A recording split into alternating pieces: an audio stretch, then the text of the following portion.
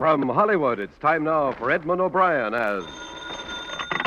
Johnny Dollar. Lieutenant Anderson, Dollar. You can come down any time you want to. I'm still at the hospital. Thanks, Lieutenant. How's the driver? He's not going to live either. The doctors doubt they can bring him around for a statement. Oh?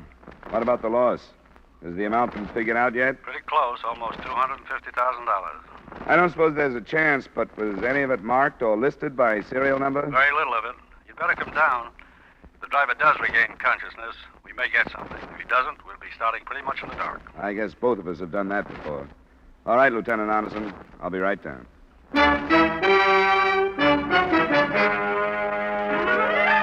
Edmond O'Brien in another adventure of the man with the action-packed expense account, America's fabulous freelance insurance investigator. Yours truly, Johnny Dollar.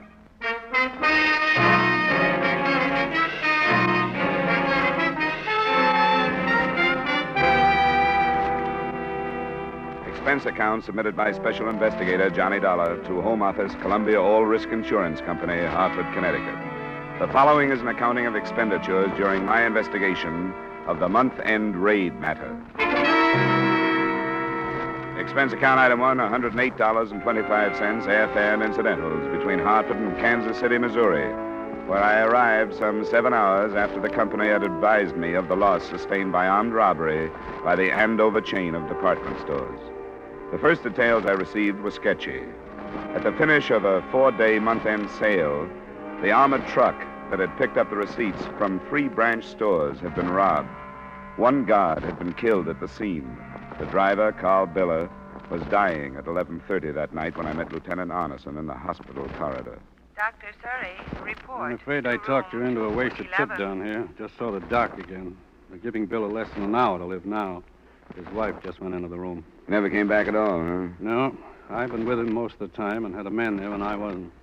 What did you expect him to give you, Lieutenant? I'm not sure. According to witnesses, he and the guard were shot down by one of the men in cold blood. Not because they resisted the killers. Why?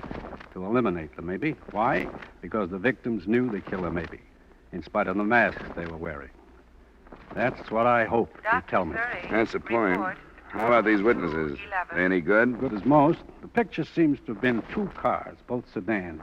One of them was in the passenger loading zone when the armored truck arrived and parked in front of it. These men knew when and where, then? They sure did. They knew the truck had picked up the receipts at the Andover stores in Kansas City, Kansas, and Independence, and the 1 car was waiting for them at the store here. The other car double parked when the money came out. The men were shot down, and the truck was empty before anybody turned in an alarm.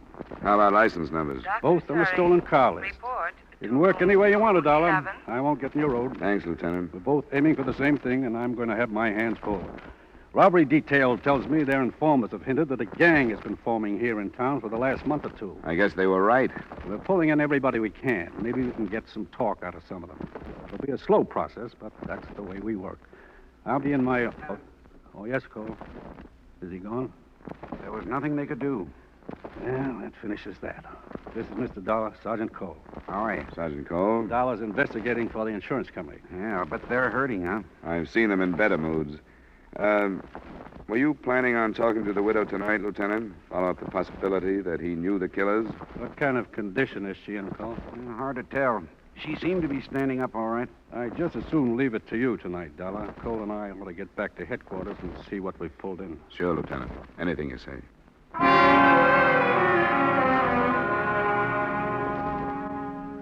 A short time later, a white-sheeted figure was rolled out of the Biller room, followed in a couple of minutes by Mrs. Biller, a plain, lumpy woman in her 40s. In silence, she followed me into an empty waiting room a few yards down the corridor.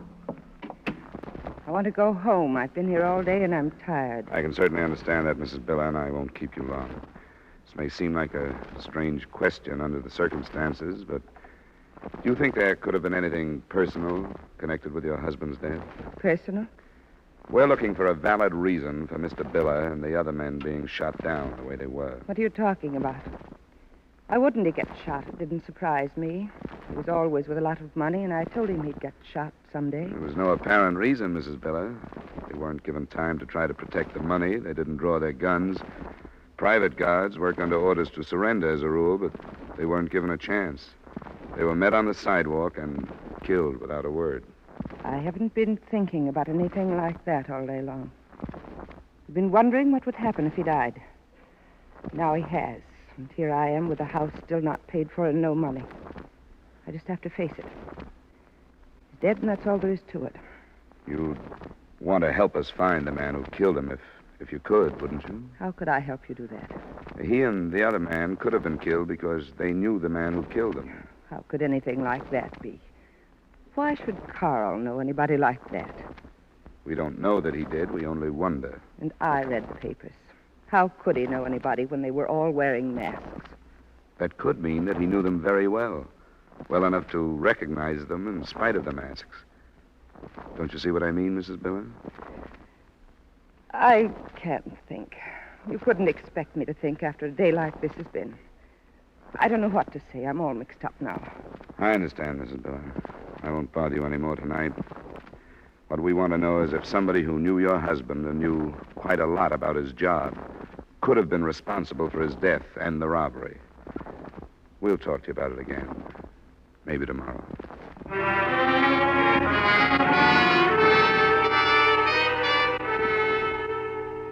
Lieutenant Arneson thought enough of the interview and the widow's reaction to assign a couple of men to keep her covered. The police spent most of that night pulling in known and suspected criminals and grilling them without any definite success. The next morning, I was in the lieutenant's office while he was waiting for one of his informers to be brought in. Nothing on the missing cars yet, Dollar, but I'm dead certain they haven't got out of town. We had it sewed up in a hurry. I put another man on the Biller angle, too, looking into his habits and friends, but staying away from his wife. We'll save her for you. Thanks a lot. I thought you'd like her. Here's the count, Lieutenant. Yeah, come on in, Emil. This is Emil Ordov, sometimes called the Count. Sit down, Emil. Emil and I have known one another for a long time, haven't we, Emil? I owe the lieutenant a deep debt of gratitude. We get along. Emil, this man's working for the insurance company that covered the missing money. You can trust him. If you say so, what else? What's going on in town, Emil? What does the crowd say about this heist? They don't say very little. They don't like this. These are foreigners who do this. From where? Chicago. The crowd don't like this. Doesn't look like a foreign job to me. They knew just where that armored truck would be and were waiting for it. How would outsiders get information like that? Who are these foreigners and where are they? Where they are, I don't know. Who? I hear only some names that are nothing. One is Pinky, one other is Ross. First name or last? Only Ross. Other is Shorty, other is the Mick. Who their other names are, nobody knows. He's not much, Lieutenant, but I am only a man. Anything more, Johnny? Yeah. Do you know if they're still here in Kansas City? How do I know that? So I, from the crowd, am the only one who knows where they are? Then I am shot, too?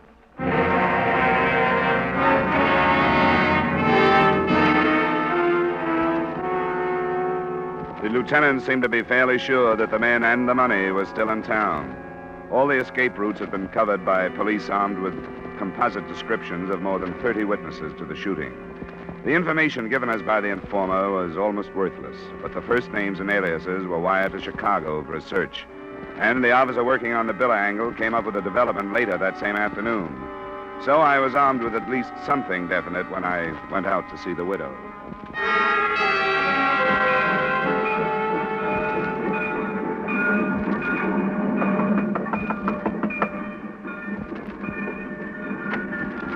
Hello, Mrs. Biller. Hello. Hope you're feeling better today. Some ways I do, some ways I don't.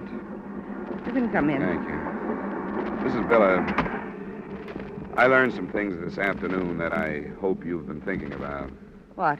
Your husband and this woman named Betty Clare. I was going to tell you. What do you know about her? She's married to a man who just got out of prison. I was going to tell you. I knew she'd get him into trouble sooner or later.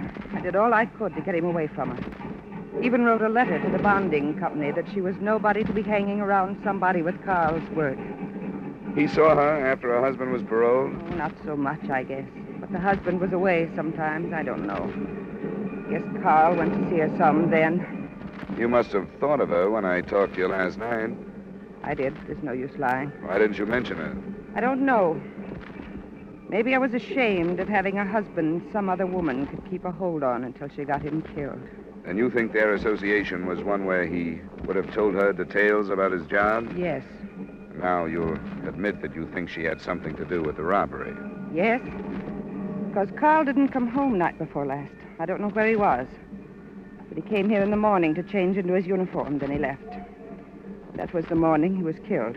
Did you ask him where he'd been? No. I got over doing that quite a while ago. Has she been arrested? Not yet. Lieutenant Anderson is waiting for me. We wanted to get what you had to say before we talked to her. Do you have anything more? No. Except I hope she gets hurt as much as she's made me get hurt. I think that's all then, Mrs. Biller. Sorry you didn't mention this last night. Hope we aren't too late now.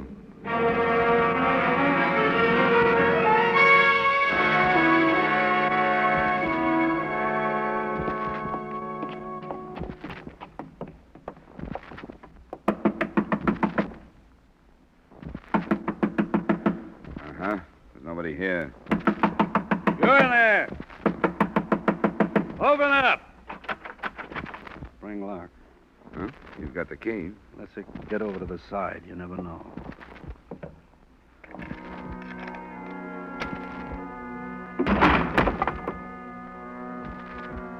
I guess we're safe.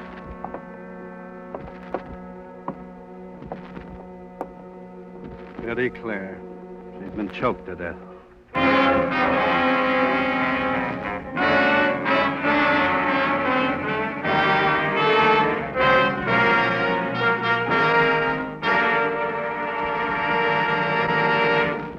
We will return you to the second act of yours truly, Johnny Dollar, in just a moment. There's lots of good folding money and an hour of merriment and music on hand again tonight when CBS presents Sing It Again. The Phantom Voice brings an extra tingle of excitement and pays off handsomely when Jan Murray uses that coast-to-coast phone. Here's Sing It Again on CBS tonight. Now, with our star, Edmond O'Brien, we return you to the second act of yours truly, Johnny Dollar.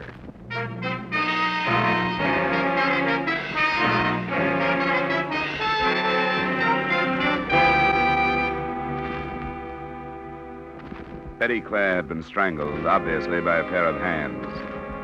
The apartment showed signs of a struggle, but further search revealed only a newspaper whose date and time seemed to indicate that she'd been killed after Carl Biller had died. There wasn't a lead as to the possible whereabouts of her husband, Arnold Clare, but the search for him was speeded up. At 5, a report from a section of Kansas City called East Bottom did give us a lead. The body of a man was found in a garage. He'd been shot to death, and in his pocket was a receipt for an insured parcel post package. A follow-up on the receiver's address showed the package to contain $15,000 in cash. Later, the informer, Emil Ordoff, followed the lieutenant and me in to view the body.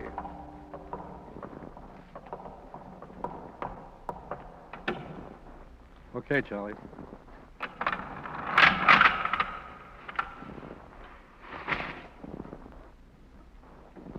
You know this man, Emil? How could I be sure? He's one of the crowd. I know who he is. Do you? His name is Norworth? You know it is. Yes, I know. They'll know it. The record of narcotics possession, suspicion of burglary, 60 days last year, and vagrancy and carrying a concealed weapon. Yes, Earl Norworth. The lieutenant tells me he's not from Chicago, Emil, that he's a local boy. Yes. You still say the Andover job was pulled by Chicago men? This is what I think, what the talk is. I also told Dollar that I never could really trust you, Emil. There was always a chance somebody might buy you into bringing me false information. Oh, no. Couldn't somebody who just made a $200,000 haul buy you into it, Emil? Oh, no. Money's not going to do you any good if I find out you aren't leveling with me. I got about 4 charges I can bring against you. They send you up for quite a while. I owe you deep gratitude.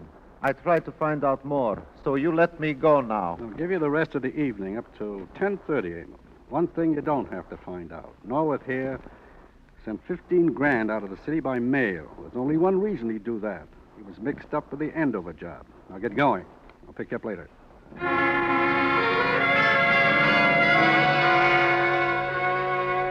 The 2 additional killings, possibly linked to the robbery, set Kansas City's underworld and police force spinning.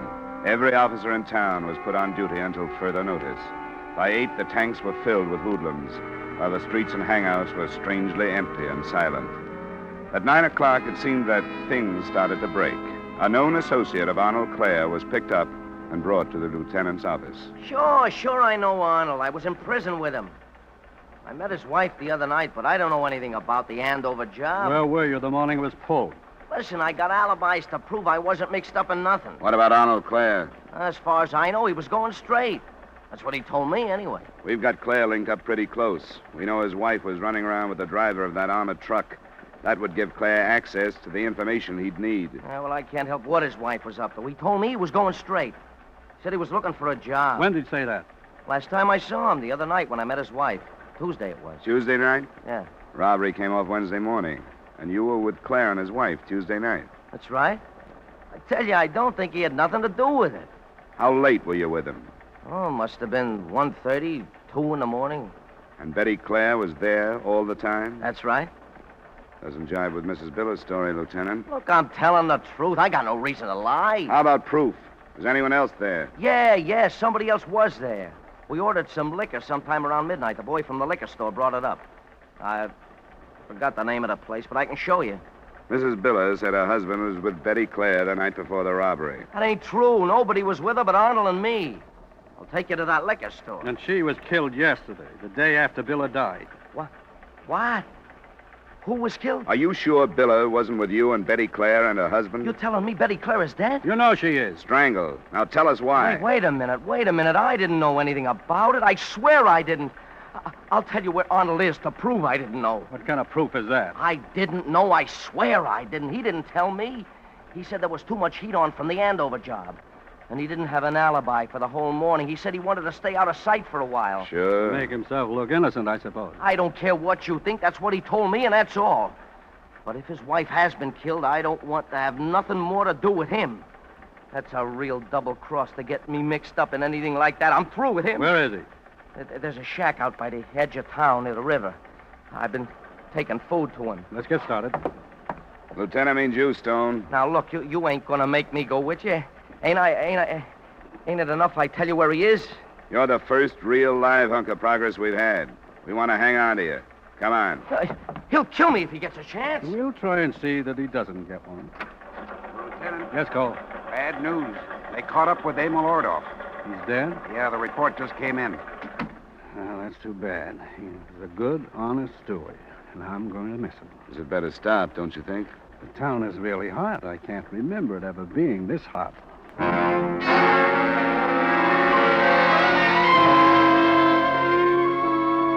We checked Stone's story at the liquor store. The delivery boy finally remembered and agreed that only Stone had been with the Clares in the apartment the night before the robbery.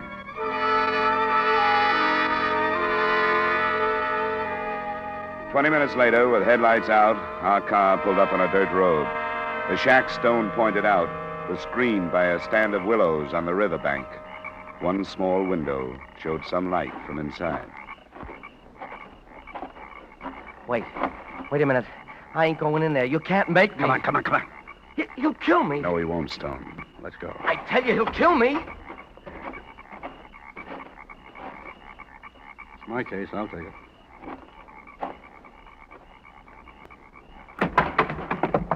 Stay where you are, Claire. Who you? Stone. Stay in the chair.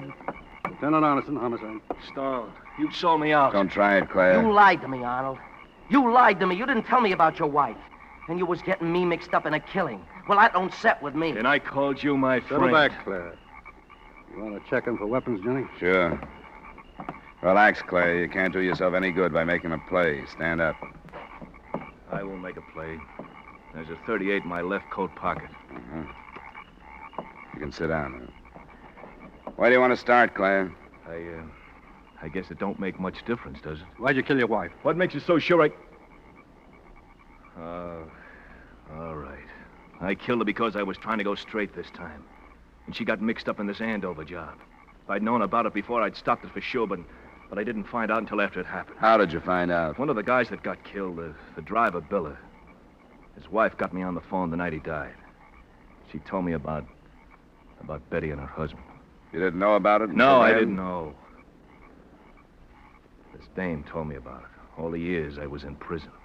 And after I got out, every chance they had. Is that the only reason you had? I told you I was trying to go straight. And I found out Betty is working this Biller into setting up a job with her. She was doing it to get rid of me again. She knew the board would take my parole away no matter what I said. Mrs. Biller told you all this? Her husband talked about it before he died. You're a stupid fool. Sure I am, sure, but I couldn't help it. I went crazy. Betty wasn't at home when I found out. I guess I drank a lot and thought about it. And when she came home, I just grabbed her. I couldn't help it. I knew I was killing her. I couldn't stop. You know something? I don't care. That's the spirit. What about the Andover job? How much do you know about that? I know one guy that was in on it, and I'll finger him for you. I'll finger him. I'll see some of them take the same trip I'm taking.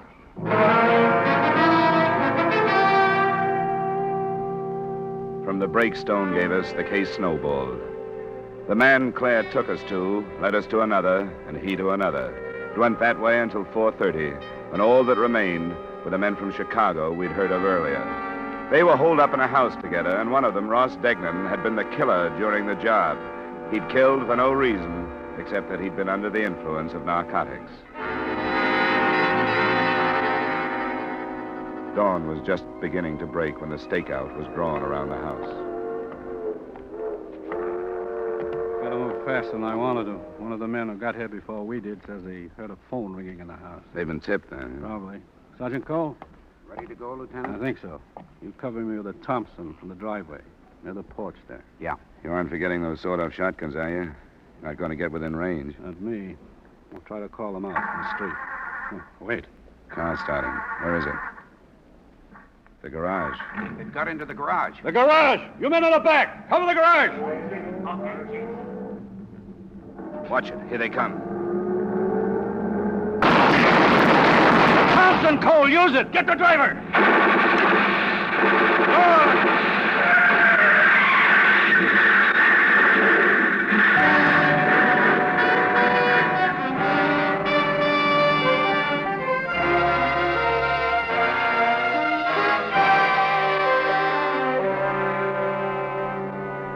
It had been a long night, but we saw the end of the trouble there on the street.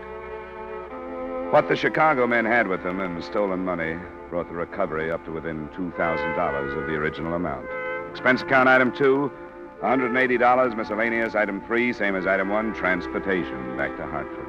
Expense account total, $396.50. Remarks? I talked to Mrs. Biller before I left, hoping to get some kind of revenge against the woman who'd stolen her husband. She told Arnold Clare that Betty had set up the robbery, but she got her revenge, murder. And the company owes her a deep debt of gratitude, because when that broke, the whole thing broke. Yours truly, Johnny Dollar.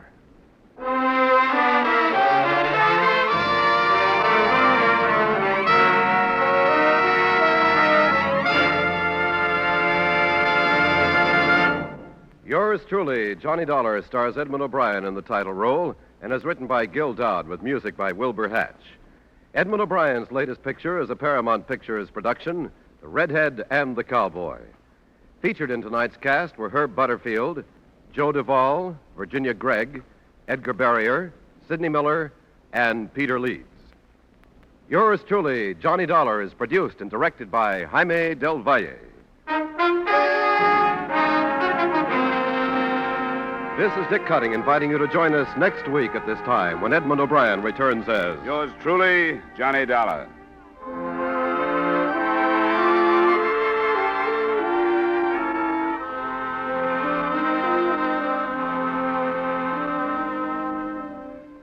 Do you know that there's one fire in an American home every 20 seconds? That fires kill 11,000 people every year? Staggering, isn't it?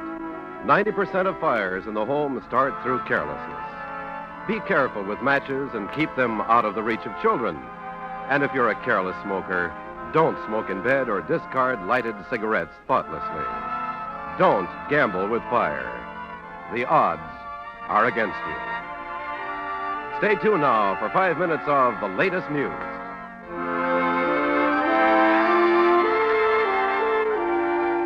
This is CBS, where our Miss Brooks holds classes every Sunday night, the Columbia Broadcasting System.